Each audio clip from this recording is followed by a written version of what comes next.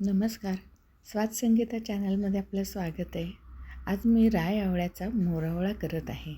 हे राय आवळे आहेत, धुवून घेतले मी आणि आता कोरडे पुसून घेत आहे. यामध्ये भरपूर सी विटॅमिन असतात आणि हा एक रानमेवा आहे. इथे मी अर्धा किलो राय आवळे घेतलेत आणि पाव किलो गूळ घेतलेला आहे. जेवढे आवळे त्याच्या अर्धा गूळ इथे आपण घ्यायचा आहे. आणि गुळाचे मोठे खडे होते म्हणून मी इथे थोडे विरघळून घेत आहे. पाक केला नाही, फक्त गूळ विरघळून घेतलेला आहे. आणि यामध्ये हे पुसलेले राय आवळे कच्चेच घालत आहे, उकडले नाहीत. उकडल्यावर त्याची चव जरा वेगळी होते. कच्च्याची चव खूप छान लागते म्हणून कच्चे आवळे मी यामध्ये घातलेत. आणि आता हे व्यवस्थित मिक्स करून घेत आहे. हे राय आवळे म्हणजे एक रानमेवा आहे. दुर्लक्षित झालेला असा हा एक रानमेवा आहे. यामध्ये बघा, गुळाचे खडे अजून दिसत आहेत, विरघळत आहेत ते.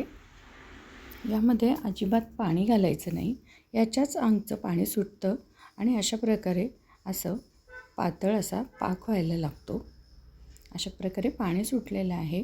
आवळ्याचं ज्यूस त्याच्या अंगचंच आहे म्हणून इथे आपण बराच वेळ याला उकळू देऊ.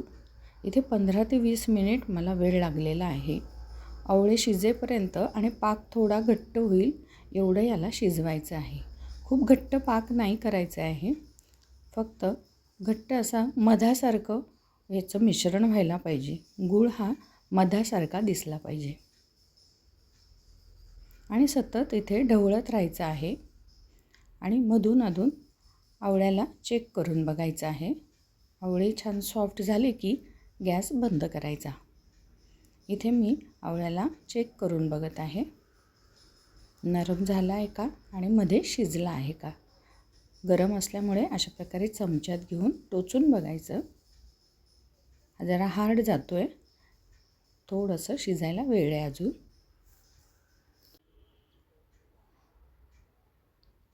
अशा प्रकारे असा फेसाचं प्रमाण वाढलेलं आहे. गुळाचा पाक तयार होण्यात आहे.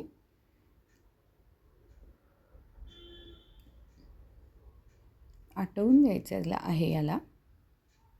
जर आपल्याला गुळाचा पाक ठेवायचा असेल तर जास्त आटवलं नाही तरी चालेल. ज्या वेळेला आवळा शिजतो तेव्हा गॅस बंद केला तरी चालेल. अशा प्रकारे हा आवळा इथे मी चेक करत आहे. जोपर्यंत आपल्याला अगदी नरम असा वाटत नाही तोपर्यंत हे मिश्रण शिजवत राहायचं आहे. गुळाचा रंगही बदललेला आहे. आता मी गॅस बंद केला. 15 ते 20 मिनिट मला इथे वेळ लागला. याला थंड झाल्यानंतर बरणीत भरून ठेवायचं आहे. शक्यतो काचेची बरणी घ्या, कोरडी. अशा प्रकारे आपला मोरावळा तयार झालेला आहे. अगदी टँगी अशी चव आहे याची. खूप छान चव लागते. नक्की करून बघा आणि व्हिडिओ आवडल्यास लाईक आणि शेअर करा आणि सबस्क्राईब नक्की करा. धन्यवाद.